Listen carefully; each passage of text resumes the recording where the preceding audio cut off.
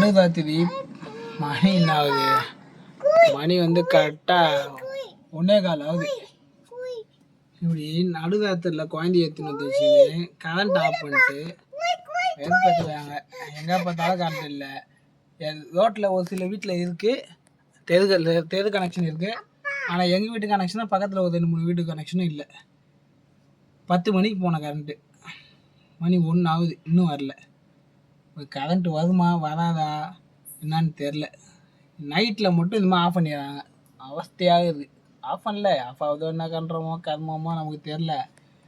ஆனால் இதனால் பாதிக்கப்படுறது யாரு? பொதுமக்கள் தானே. என்னப்பா தூங்கலையா நீ? அப்பா மேலே பத்துக்குவா, வீட்டுக்கு போய் பத்துக்கலாமா? என்னடா நைட்டில் பார்க்குக்கு கூட்டும் போக சொல்கிறான், பார்த்துக்கோங்க. எங்கே போய் நைட்டில் 1 மணிக்கு எங்கே போய் சுற்றுறதுன்னு தெரில.